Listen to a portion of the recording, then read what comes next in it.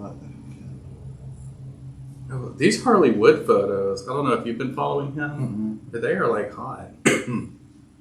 Oh, I don't know. I think that person... These are Men of Skin. Is that at Missy B's? Yeah. That's a good photo. Yeah. I'm like, okay. Well, good for her. Does that mean that they're bringing dancers back?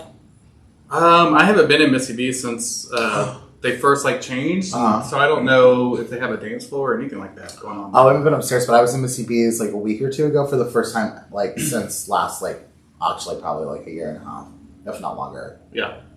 But I saw their renovations and changes for the first time a couple weeks ago. Oh my gosh, I thought you'd been there before. No, like it was like 2 Wednesdays ago that I went there because I went to my friend, like it was his actual birthday and I missed his like Monday birthday party, so I went and hung out with him at his house and then we went to this bar and I wasn't drinking and then another friend was like, hey, I'm going to the levee tonight, and I was like, oh my god, I haven't seen you in over a year, even though I'm with my friend for his birthday and I'm not drinking, and so we ended up going to the levee and I started drinking and I was like, I was gonna ask, like, did you drink? I did. I had like 3 drinks, 3 beers and 3 shots and 4 shots. So a 1 for 1. You're a 1. Yeah, but yeah, and so one for the my road? friend was kind of upset. That was like, so you come out for my birthday all night and you're not drinking, and then like this one person, and I was like, well, also, I told you that at midnight I turn into a pumpkin, and if I'm not home by midnight, I definitely need some like lubrication to like get me through all of these crazy people. And it wasn't like I was like slam pig drunk or anything. Yeah. And also, my friend was driving, so I didn't have to worry about any of that.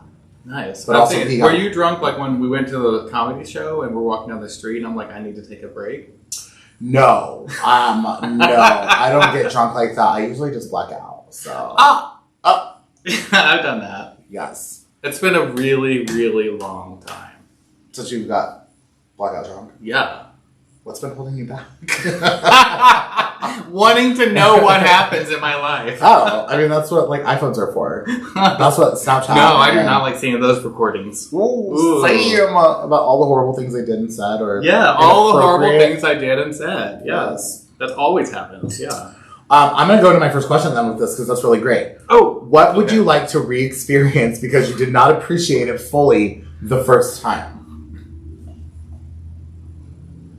Oh man, fuck. No, that's.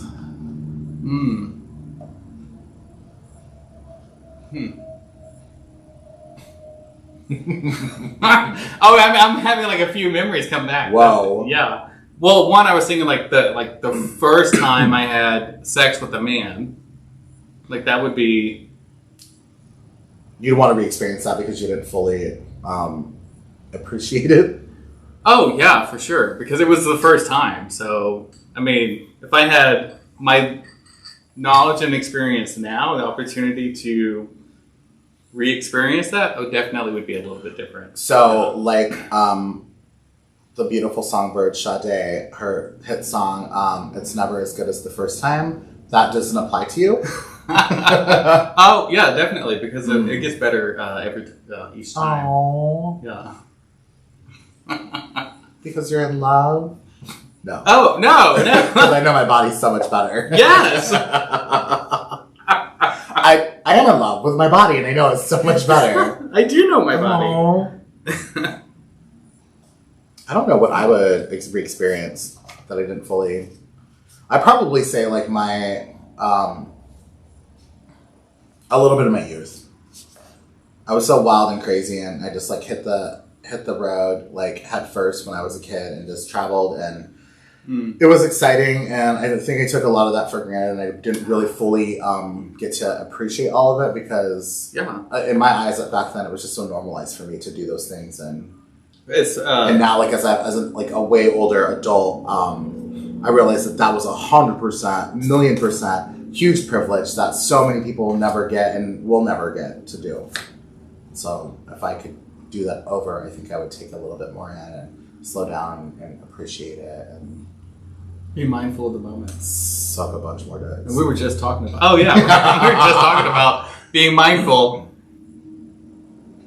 and not talking about sucking more dicks. Yes. A dramatic pause there. I have 2 questions. The first one you don't have to answer. It says, when did you realize you were in love with me? But I like that I just randomly pulled that card. Oh, I think probably the first time that we had, it was like very beginning, when we had a lunch on the patio at Line and Kugel in Power and Light. And it was like a nice day, and we were talking about you working. Day. And I think just like your disposition and like the way that you spoke and just the energy that you gave made me like fall in love with you. And I was like, I don't know if this person is going to work for what we're trying to do right now. I would hope that he does. But this person I love, and I want to like work with this person again and be a part of their life. And here we are 5 years later. I know. Yeah. Well, thank you. I remember that conversation. Yeah. And leaving that and thinking, this isn't ideal for what I want to do, which is why I made a recommendation for another DJ. Mm-hmm. But leaving with, like, I want to be friends with you. Like, I want to, like, have a friendship. Which is so weird, too, because I got approached to bartend at Woody's, but I was working for Power and Light at the time. Yes. And I didn't want to do it because I was, stupid. But for some reason, I told them to reach out to you. Right, yeah. And I never thought that you were going to do it either. I thought that maybe if this kid did take this job, it would be more likely that I would be in this person's world or see this person more often than I was, because I wasn't really living in that. We weren't really like meshing with our groups and yeah. And then you said yes, and then I said yes.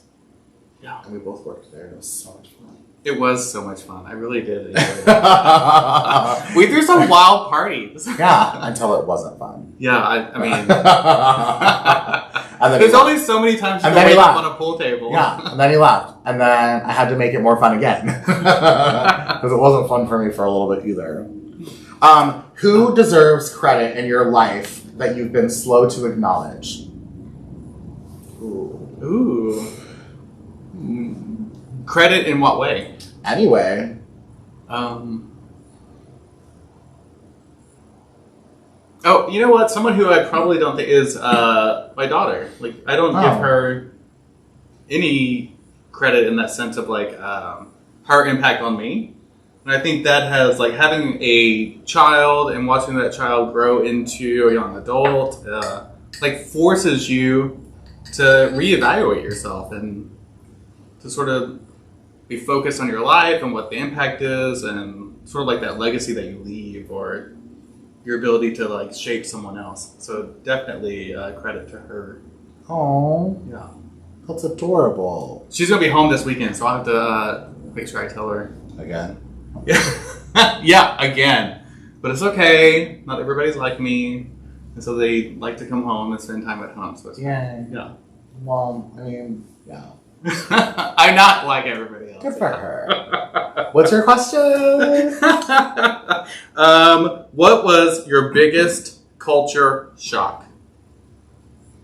My biggest culture shock? Mm-hmm.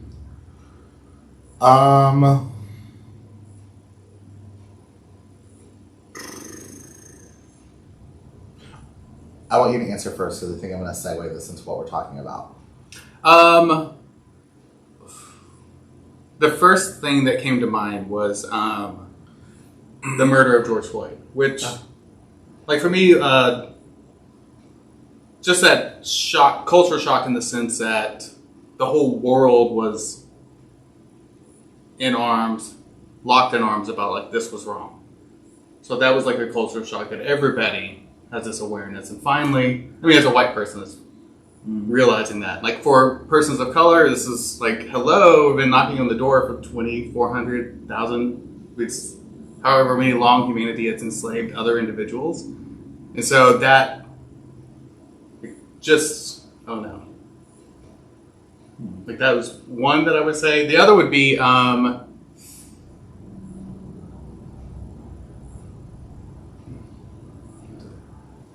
what? Oh, my sister's. Oh.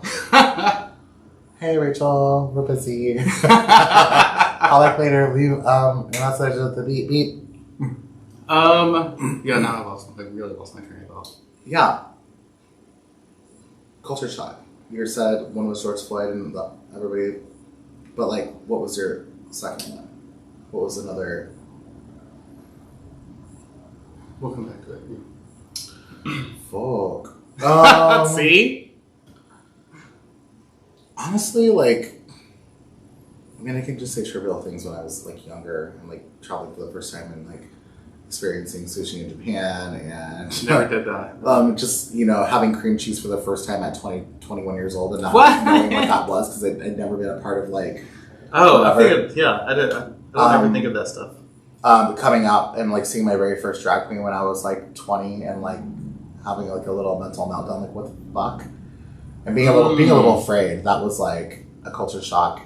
Another culture shock. Oh, okay, I see what you're saying. I think the big culture shock was honestly 2020. The whole pandemic, like, had a lot of culture shock for me. From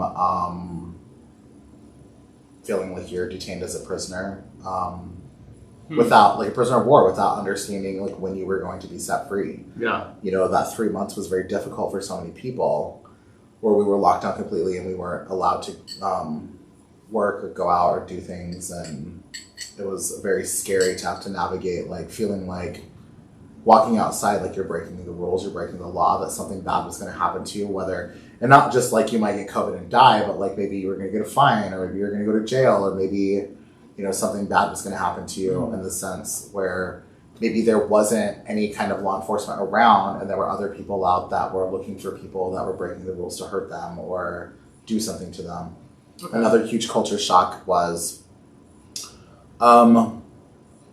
the handful of protests that I went to on the plaza for Black Lives Matter movement that definitely, I'm very good at like compartmentalizing and just like pulling things out into a box and putting them on a shelf and figuring them out later, or like maybe, you know, dealing with them piece by piece, little by little. But that whole situation that I was in and going to those things has resonated with me, I think every day since then. Yeah. It definitely has been in some kind of thought in my head at some point, and it has been triggered by a lot of things. I mean, yesterday, being at Red Robin with a friend and looking up at the TV screen and seeing the verdict of the trial was a moment in history that I think like I'm going to remember forever. But immediately, like, I went to my phone and went to social media and was like looking for people and what they were saying and what the response was. And there were so many people that were responding about, you know, justice is served or all of these things. And so I would click on them, you know, because I agree, maybe justice wasn't served, but this is definitely a win and a step in the right direction. And on those things that were supposed to be so happy and joyous, there still were a lot of people that were opposed and saying that, you know, he deserved to die and that this man should not be in jail and that he committed no crime. And it was just so jarring and it triggered me back to even this summer and in the protests and how I felt and what I thought, and thinking like, this is so far from over, and maybe it will never end, but I still feel like in that moment where I felt like a huge leap forward had happened, within moments of me reading some of these things, it really like put me like 20 steps backwards and just like broke my heart and made me feel very shocked that our culture could just be so angry and negative and hateful and spiteful and vindictive and like just, I don't know, weird. Yeah. Huge culture shocks. Yeah, that's interesting, like the ways that you describe like culture shocks. The reason why it was hard for me to pick something is like, for me, a culture shock is like, it fundamentally changes the way that I engage with the culture. Yes. So I'm like with cream cheese, I was like, that would never be a culture thing for me. It was more like learning about a culture. I know, like, what is this? And like, I got it from a guy that I was roommates with that was like a little bit old, like much older than me, I feel like, who was from Norway. And apparently, like, back then, I don't know if they do now, they didn't have, like, he was obsessed with M&Ms because they didn't have that candy in Norway. That is so wild. And so, like, we would, like, bond over. I was like, what is this? And he's like, bagel with cream cheese. And I was like, what's cream cheese? What's a bagel? And then I was like, there's different kinds of M&Ms. Let's be friends. And so it was like, we were both, like, culturally shocked at these things, but, like, definitely, like, it was a fun, like, learning experience. So it was, like, a good thing. Like, you know, I was able to step out of my comfort zone. He was able to step out of his. And where we had been roommates for a few weeks and not really, like, talk because of a little bit of culture and language barrier, that kind of bonded us together. Yeah. And, like, we got to talk and have conversation and become friends. And I experienced new food. And well, I will say, like, a drag show, the first drag show I ever went to was a culture shock for me. What about the one you performed? I've never performed drag. Well, I take that back.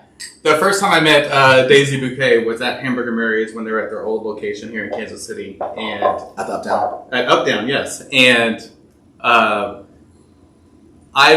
was there with my mother-in-law and all the sisters-in-law because I was my husband has all brothers, so I was there with all the wives. And we were at Hamburger Mary's celebrating one of their birthdays. And I got pulled out to go and, like, to be dressed up and to go around and dance and work for those dollars. Dollar. I think I made like $5 or I made some money, enough for a drink, so it wasn't too bad. But that was not my first drag encounter. That was my first time, I guess, only time I've ever done drag, if that even counts. But my first time was a drag performance was in Key West, Florida, like from the first vacations that my husband ever took us on. And I mean, this was like 17 years ago. And I mean, I was like mesmerized by the drag queens and their performances, and the fact that at the end of the show they got nude, which totally blew my mind. The drag queens got nude? The drag queens got like nude. Untucked. Like literally untucked. On stage as part of their number. Did they keep their wigs on? Yes. Yes. Right? And lashes, nails, all of it. All of it. Heels, yes. Maintain. Wow. Yeah. Like, they took out padding and pantyhose. And pantyhose, stripped down to nothing. Yeah. Which, like, myself and my husband were, like, brought up on stage and we were a part of that performance. Which, you know, you guys, so Ace and I, this month is, like, our last month that we're going to be doing live shows like this. They're all going to be pre-recorded. And then one of the reasons for that is because when we're telling stories like this, I have videos and pictures from that drag show that obviously I want to show you guys because it's be so much fun to see how that plays out and how enamored I look with the drag queens. And now you get to edit it in. I know. And because also, as you can see, we're not joined by our guest, Montana or Jillian today. Montana is out sick, and so we wish him speedy recovery. Thank you. It's like, I hope he gets well soon. And then Jillian is getting her second dose today of her vaccine, so that's super exciting for her. We love you, Jillian. We hope that you don't have any really bad side effects or something. I hope it's just a sore arm and that's it. Yeah. I hope it's not even a sore arm. I hope it's like a really strong, powerful arm. Ooh. Like you don't even feel the needle. Yes, totally. So, part of that, moving on, like we'll be doing pre-recorded shows, so we'll be able to ensure that our guests are on and fitting them in, and we can edit the episode so we can have these little moments. And I won't have to get up so early on Wednesdays to like prep everything. We can just shoot it all. It'll be really good. I feel like it's going to be a lot more cohesive, a little bit better. We're trying to just jump it up a little bit more and give you more of a little bit of things to chew on and talk about more. And just because we're not live, you still can leave comments in the comments below, and we'll still answer questions and talk, and it'll be really, really fun. And all that good stuff. Well, your question was so heavy. Like I know. Well, I still want to touch on it because there is, you know, as you've been talking, I've been mulling over what I meant when I said like George Floyd's murder and what that meant, and that culture shock for me was the visual footage of a person in a position of power who is supposed to protect and serve, and all these like words that we know not everyone follows or adheres to. And the cavalier attitude, the sheer ambivalence to the individual, to George on the ground as he sat there with his knee on his neck. I mean, he picked rocks out of the tire. You know, he was just that ambivalent to what was taking place, and that was the culture shock for me. That level of not caring about the other person, even though you're in a position of power and you should care about the individuals that you're protecting and serving and taking into custody. Like, the whole point is to take them into custody, not to murder them. So that is a cultural shift that happened in me, of that the blinders are taken off, I think is the best way to put it. Like, you see the world as it is and not for how you want it to be. And realizing that if you want the world to be how you want it to be, you've got to put in the work, you've got to put in the time, you've got to listen to others, you've got to learn, you've got to share that messaging and promote that better world, or it'll never take place. You'll continue with this reality that we have, with the struggle that it is. And it doesn't have to be. It could be so much better. So much better. Just with a dash of love, some kindness, compassion and empathy, respect, trust, I don't know, transparency, accountability. Oh my God, all those words. I love them. I feel like that's all I've been hearing lately is those words, but people still... It's accountability. That's so hard. It's so hard to... Take responsibility? Yeah, for your actions, to be acknowledging this is where I need to have work done, this is where I can, improve, but instead it's seen as such a negative thing to be held accountable. Like, there's no recourse in that. I think it's something that we wanted to talk about today. Like, when is enough enough? Like, when does accountability become canceled? Like, when does that happen? As we're talking about culture, I think action. I think that we kind of live in a society, and you look at social media and all these people, and I will name some names. What's that? Charles Kidd, Jeffree Star, people that are constantly like fucking up and making apologies and all these bullshit videos. But like, I think it's just really people inherently. I mean, this is just my world perception, because I think that I want to think that most people are inherently good, and most people that fuck up, that apologize, like, want to change their behavior and make amends. But actually, like, after a while, it's like, when do you stop giving them credit, and when do you stop giving them a pass and leeway? And I think a lot of that accountability is when people stop doing actions that prove that they are apologetic or prove that they want to be held accountable. I think that's what, I don't know, the difference is a little bit. But like, how many chances do you get? Like, a kid comes to you, like your child comes to you after stealing candy out of your purse multiple times, like, I'm so sorry, I won't do it again. And then you like forgive them and you're like, it's fine. And then you go to measures to like lock up your purse, and then your kid steals candy from the store or from like a neighbor or things like that. So like, when do you stop giving them chances? I think, because after a while you just don't believe them. You're like, you're going to do it, and I'm never going to believe you. I think before it doesn't even have to escalate to that level. I think the question there is, why are you stealing the candy? What is that candy replacing? What is that candy providing you?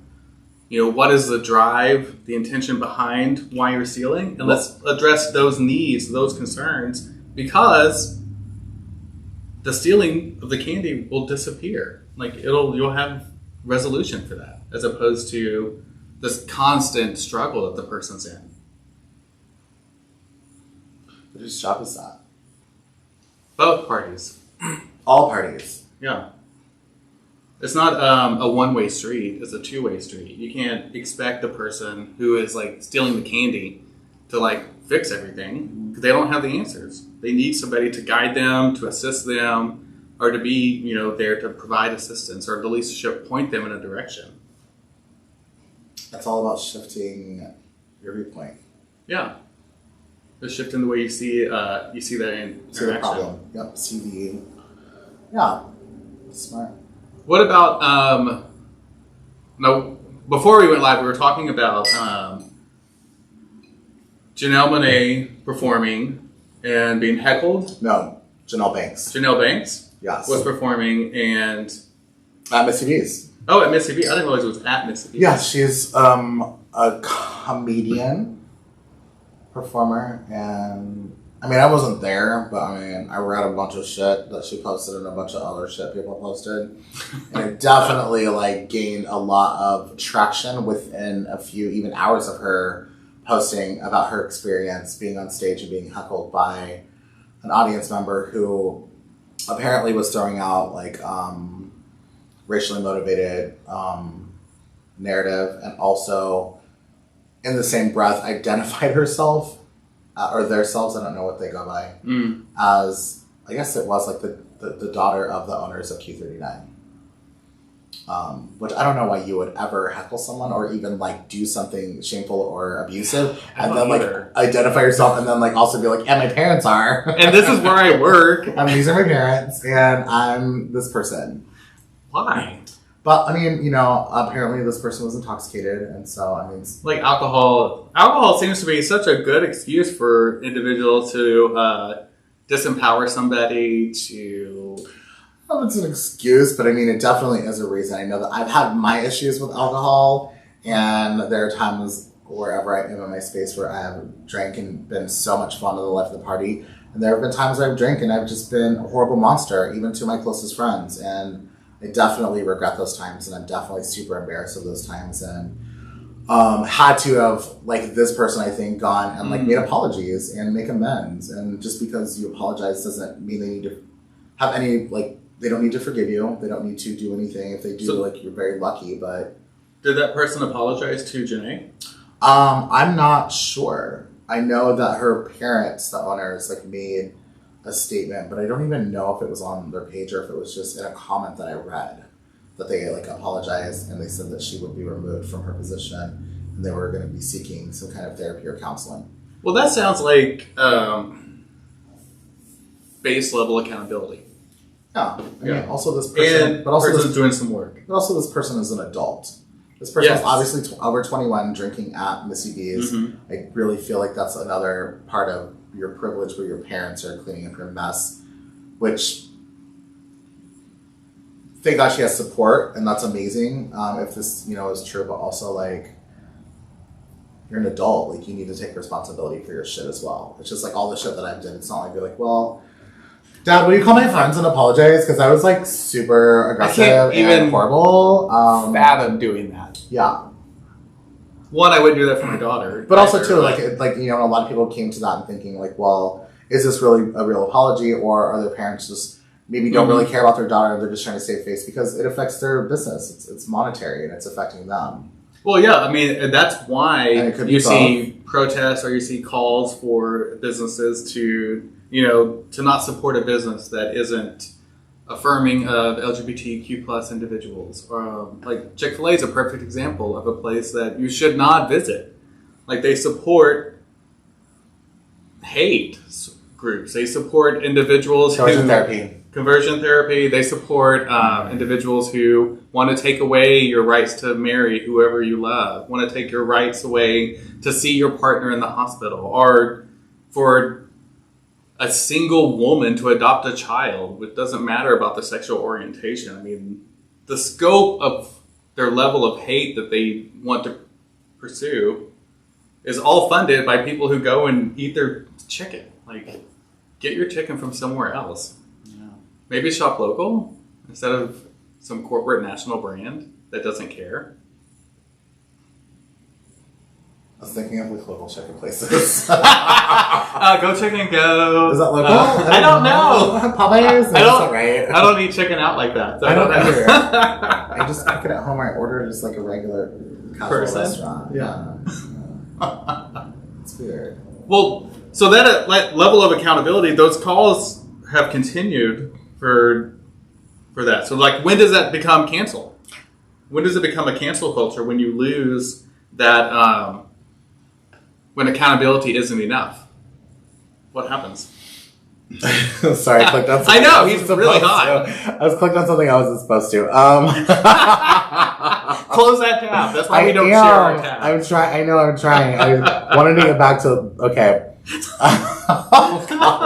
At least you didn't have the audio, so that's good. I know. Yeah.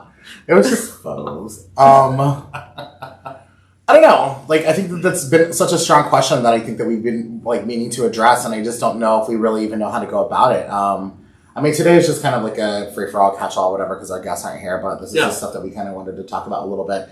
Not that we're going to have any definitive answers, but like trying to open up conversations. So I would love to talk about this more with guests, over the next few weeks too. Like, what is the difference between, everybody's talking about like, oh, justice is served. But I mean, the reality is justice isn't served, No. He was just held accountable for his actions in a prison sentence. But justice would be if George Floyd wouldn't have died. Yeah. In justice the trial would be if none of this would have ever happened. Justice would be if, black people weren't systemically targeted more than white people. Justice would be, so many other things. But the same thing accrues when we talk about accountability versus cancel culture. Mm-hmm. And when is cancel culture appropriate? Is that something that we really should be like gunning for at any point in a narrative? And also I've had many talks, about another institution in the city. I'm just going to say it. It's 303, like as the GM. I didn't know it was going to be 303. Yeah, as the GM of Woody's and stuff, and 303 has, been a huge target over forever. But I think more so one of the owners of 303, and I know that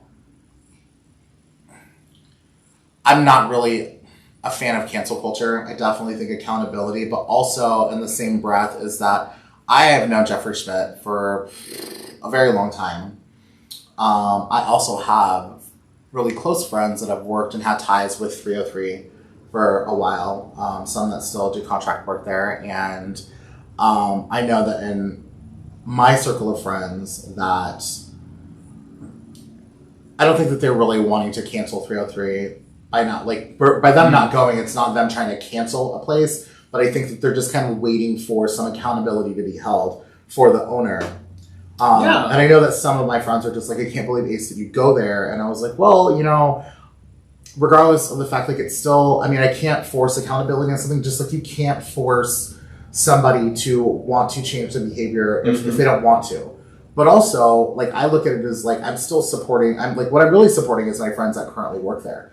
And some of them, like, that's, their only choice because of, like, the limited opportunities they have in our community, especially during a pandemic. And that is, like, a paid contractual gig for them to be able to support themselves and pay their mortgage and pay their car bills and, put food on the table. And I always want to support my friends like that. But it's like, I definitely have been torn many times of, like, am I enabling bad behavior by supporting an establishment that is gaining from my dollars going there, or on the other hand, am I supporting a friend who, the more people that go and show up, the longer that this person will be able to extend their contract and have, income from this establishment. Yeah.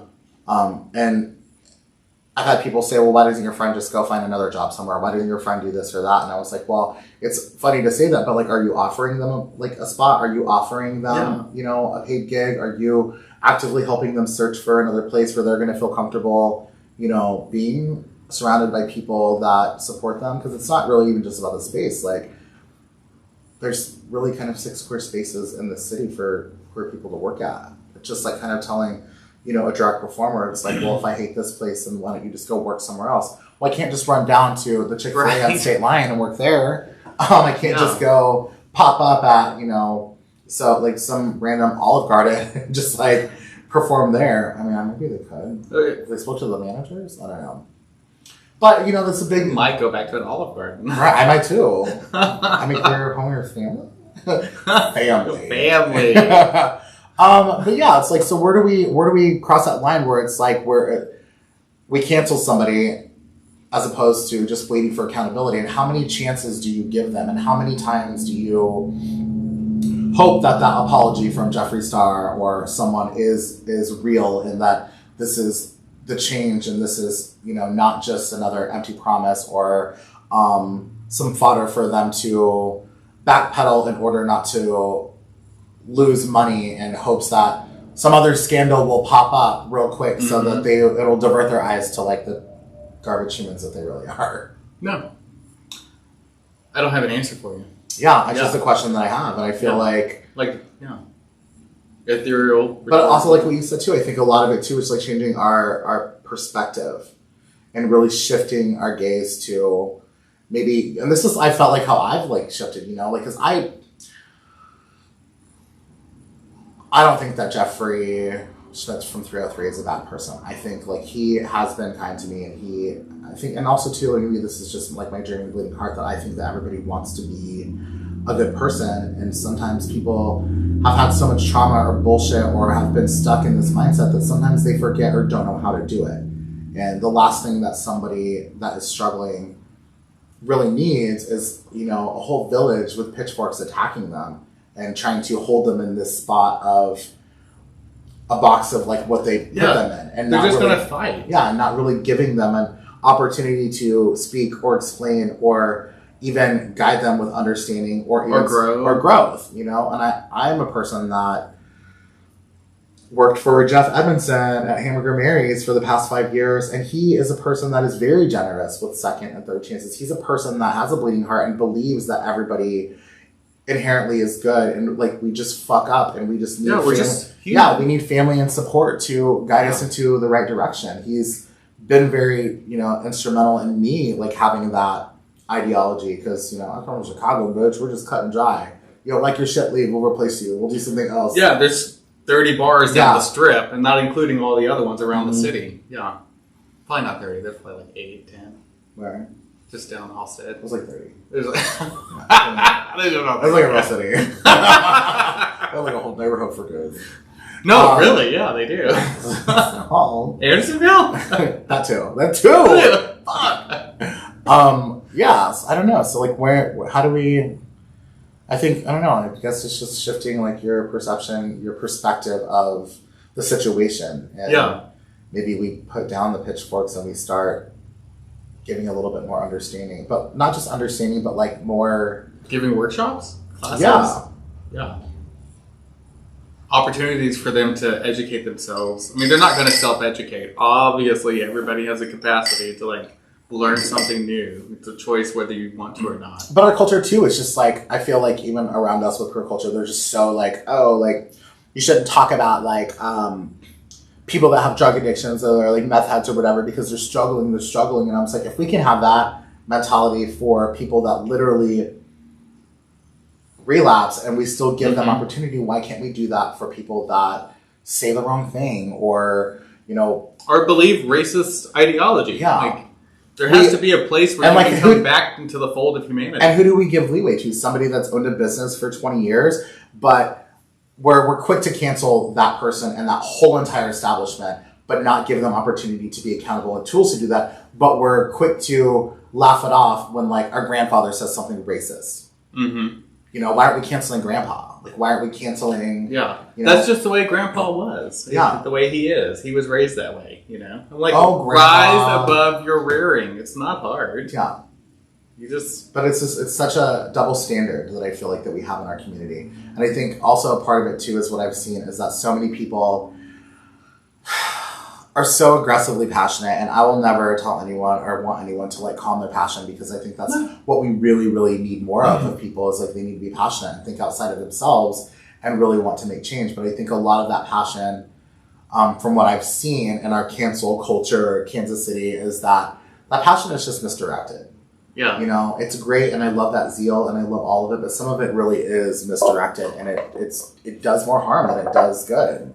Yeah, they're not working from a space of seeking to impact growth, or I don't know if it's self-satisfaction, or if it's, you know, you can be so caught up in like your anger of what's happening that you do lose sight of that accountability, and it becomes canceling. Like, I want this person gone forever, and there's no recourse or retribution that they could ever come back. I think that when you're in that state of mind and you're working from that space, you're just as bad as a person that you're against, because you're not providing any growth, any space at all for that individual to come back into the fold of humanity. Like, they're still human.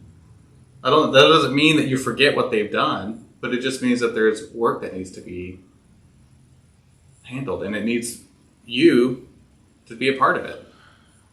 It just seems that so many people are so quick to burn bridges and burn down villages and burn down all these things, which, I mean, I agree. A lot of things need to be burned down all the way to the ground. But what I'm failing to see is like all of these people wanting to burn everything down, and everyone's bringing gasoline and matches, but nobody's bringing hammers and wood to like rebuild stuff and shape things differently. And the narrative just seems so angry, and it's sad to see so many people outraged over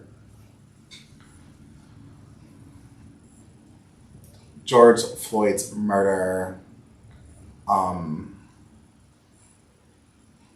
and really have, I don't know, I just feel like having an outlet, rebuilding. And I think that's, I don't know, I think rebuilding should be a part of like your segment of dealing with grief. I've dealt with my own grief this past year, and I've dealt with my own sadness, and I'm still very much dealing with it. But I remember when I was younger, and we were really poor, and I was just crying with my dad. I can't believe when I share the story.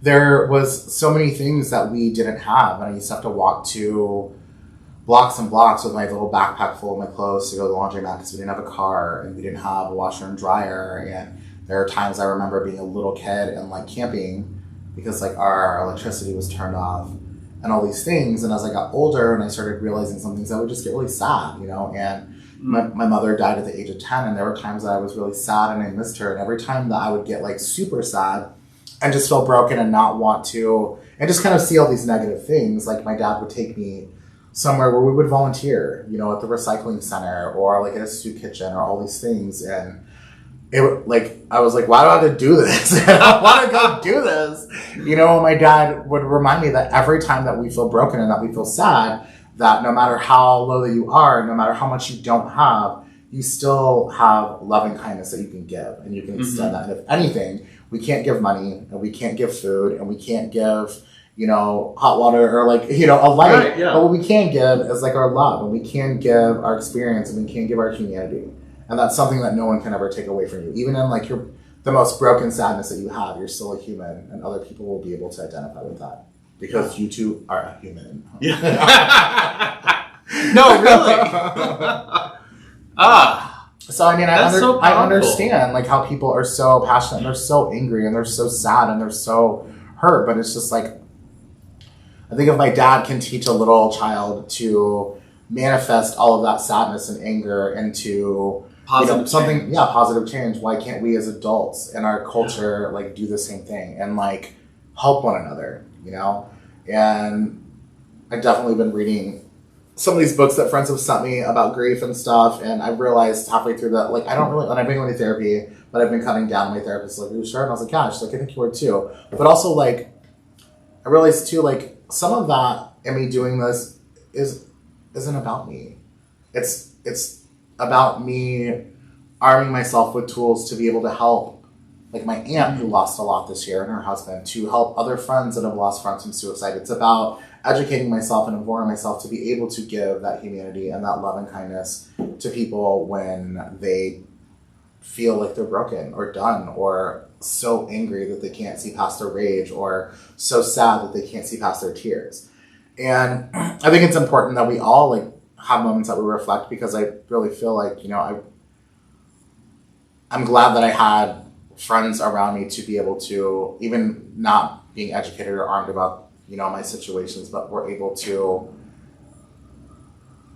help me through those things. And I think that that's what it's all about. It's important to help one another, whether it's taking someone to lunch or, holding their hand when you walk down the street or giving them a hug upon seeing them or bringing them, treats or even sending text messages. That's something that I've really been trying to do with my friends lately too, is just send them a text message randomly and be like, "Hey, I was thinking about you and I want you to know that you're loved and that you're special." So and and I don't know how your day's going, but I hope that this like is something that makes it a little bit better. Yeah. And it's like surprising like how much little tiny things can make a huge impact on our world, and not just our world in general, but like our own world that we build for ourselves.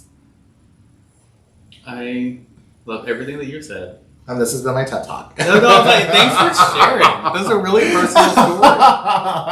And I love that your dad, provided those experiences. And it's so weird, and you never think of those things, and in now, the moment, no. And now it's just like, God, I don't want to fucking be here. I'm tired and I'm hungry and we're serving food to people, and he's like, well, when we're done, then we can eat too. Or, all this stuff. And I'm just like, you just don't think about those things, but also it's just like another testament to God, he was such a fucking incredible human.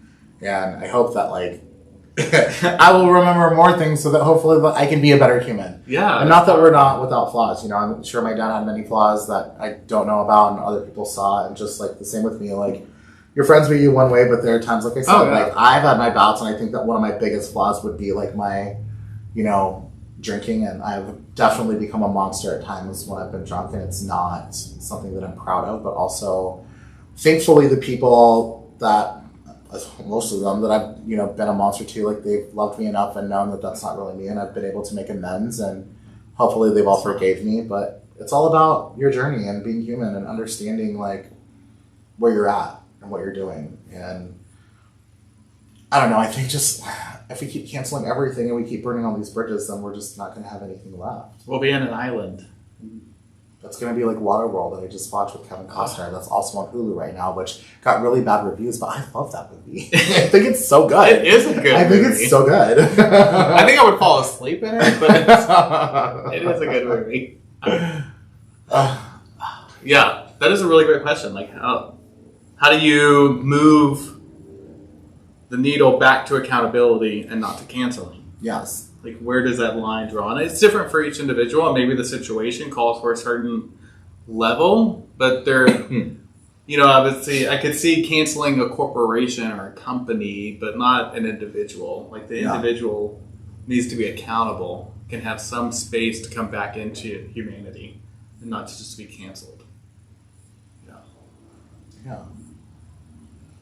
But some things just need to be burned down to the I think a lot of things the need foundation. To. The problem that I have with that is that people are burning everything down to the ground. And like I said, some things need to be burned down to the ground completely. And then you need to get a broom. You need to sweep all that dust away so that it doesn't come back in. And you need to spray it down. You need to sage the fuck out of it. But then you also need to bring in some more lumber, bring in some more concrete, set some foundations and really build. And it's just difficult for me to see all of this burning and all of these torches and all of this gasoline, but there's very, very, very few people that I see with hammers and nails and wood, and you know what I mean? Mm-hmm. And that's what's disheartening. Yeah. And I think that's a little part of why I needed to step back and, leave Woody's.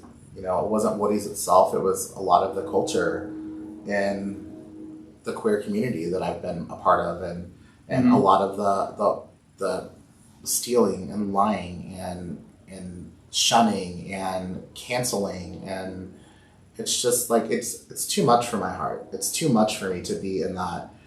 I mean, I'll always be an advocate, and I'll always want to, as old as I am, try to be on the front line fighting, but there are times that you have to realize that I need time to make my own space full of love and not full of cancel and not full of hate and not full of that angry passion. I was a big proponent of that during the summer last year when a lot of individuals across the world came out and protested, especially here in our city. There were numerous protests throughout the months of the summer. And, some people were like, why doesn't somebody go to the protest? You should force that person to go. And I'm not everybody does it that way. Maybe they protest in a different way. Maybe it's by calling their, person in elected office, or maybe it's by talking to their neighbor about what things are important. It's not, about going down to the plaza and being on the front line and being tear gassed or sprayed by the police. That's not their level of protest. I think it's important that everybody does it within their capacity, and at their pace. It's the slow will of justice is called that for a reason. It doesn't just happen overnight. It takes time. It takes continuous, constant effort and work. And it needs everybody as a part of that process, not just the people who are in the front lines at a protest. You need the people who are sitting at home tweeting about it. You need the people who are making calls, who are meeting with their neighbors and making, changes in their What are those housing things? POAs? HOAs. HOAs. Yeah, like, those covenants that they have, which we still have in Kansas City that are redlined that say, you can't rent or sell this property to a black person or a Jew. Like, those are still covenants that some of the housing areas in our KC metro area still have on the books. I mean, those are things that can be removed, that you can strip that history from. You can cancel that and hold those covenants accountable by changing that. I mean, those are local things that you can do. Larry Sharp just wrote in and he said, "We need more people who already have power to accept help from those that don't.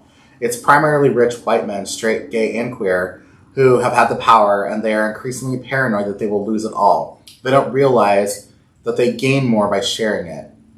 And then he wrote, which I really love, "Some trash can be recycled." Yeah. And I think that's probably a part of like my stance a little bit. Yeah. On 303, maybe, the owners. Some trash can be recycled. It can be recycled. Yeah. And I love that. And everybody loves recycled stuff. For sure. And also, I want to tell you, Larry, like, I love you and I miss you. And you're also one of my favorite people. Hi, Larry. Yeah. Oh, Larry Sharp. You can catch him most Tuesdays at Woody's for trivia. You guys should go see him. I think it starts at 7. Yeah. Cool. So, sorry, a little plug. No, I like it. I was like, we're coming up on our hour. Oh, it's been an hour already. I know. We're at 51 minutes. Oh my goodness. But I wanted, like, this whole time we've been sitting here with these, like, little cookies. Oh my god, I totally forgot about that. I know, they're so adorable. So Oreo, you can go on Oreo ID and you can make your own cookies, right? Yes. Like, it's like the whole, what is that? Grab those ones over there. Oh yeah, it's part of this, the Lady Gaga Oreo collection. So Wes went and got unboxed cookies, and so it has our logo on them. It has rainbows, rainbow flag, trans flag, encrusted in these little tiny sugar balls, but they're also like dipped in chocolate. Yeah, chocolate fudge. Yeah, they're like encased in chocolate with And the cream inside is chocolate. I think I went chocolate. So what are we doing? Is this just like for the guests that come on our show? Will we be passing these out somewhere? I am going to be passing these out. These were just a mock-up to see how the printing was and if they were viable as like spending money on. And totally in love with how they came out. Yeah, so I'm thinking like these will be dropped in like safer sex kits. So when you go and pick up your kits, there's gonna be some with like little cookies in there. Because you should have a sweet treat with your trick. Yeah. And then there's like a label for it. Like you'll share it, but if like it's bad, then you're just like fuck this, and then like your Uber. Don't share it. These at least are so good. Don't share them. You're gonna love it. And then these like the packs I would give out to guests and stuff like that. Oh yeah. That's exciting. Another incentive to come on as our guest. So, what is this? It is the 21st. So next week, what are we talking about? Next week, we're going to be wrapping up our Sexual Assault Awareness Month with Misha Smith. She's going to be joining us, or they will be joining us to talk about like real world sexual assault. Like, going to the laundromat and washing your clothes, walking down the street, going for a run, like talking about where sexual assault actually occurs in real life. Montana, we are going to pre-record that episode with Montana so we can have that conversation about sexual assault in virtual spaces, because I think it's really important to talk about that, especially as we are living predominantly most of our lives online. We definitely want to talk about how sexual assault is prevalent in virtual spaces. So if you do want to participate in that, or if you have a story or something to share, feel free to reach out to us. There's still time to be a part of that. Yeah, that's super exciting. You know what else is exciting? What? Is that I forgot to tell you that last week, I think, we got all 18 players for our unboxed kickball team. Oh my god! That we are playing with Stonewall Sports League in Kansas City. I think that you can still sign up if you guys have a team, or if you sign up as a free agent. I'm not exactly sure, but yeah, they can still sign up. Yeah, but Unbox has a team. I'm really excited, and surprisingly, like it's very like even, like with like boys, trans, girls, non-binary, like we're not heavy on one end, like it's a really good and it's just like people, that feels good. And what I'm really excited to is that there are at least, I don't know, I want to say like almost half our team that I've never met. So I'm really excited to like make new friends. Yes, and meet I agree people. with that too. Yeah. And Which is one of the reasons why I wanted to do this. yeah, I'm so excited to like meet people and spend Sundays with like some fun people in the sunshine outside. So when's our first game? So our first game is I believe May 16th, and it runs until July 18th. I think there might be one or two Sundays in there that were not because of holidays or some shit. So May 16th. Yeah, so it's like roughly a month away. So I think in the next couple of weeks I'll be sending out a little evite, and maybe we'll have like a little outside get together so we can all know each other. Maybe I'll bring a kickball and we can like know our team. Kick some balls. Have some pizza or some like food or some shit. Yes. Maybe bring some unboxed cookies. Oh yeah, I'm gonna order more. So that's super, super exciting. What else? What else is going on? Oh, this Saturday, I was gonna look it up. The Center for Inclusion. Yes, you were telling me about that. I didn't know they were doing that. You know, I totally forgot about this. And my friend, one of my ride or die's best friend, Courtney Wellman, she's amazing. She just bought a house.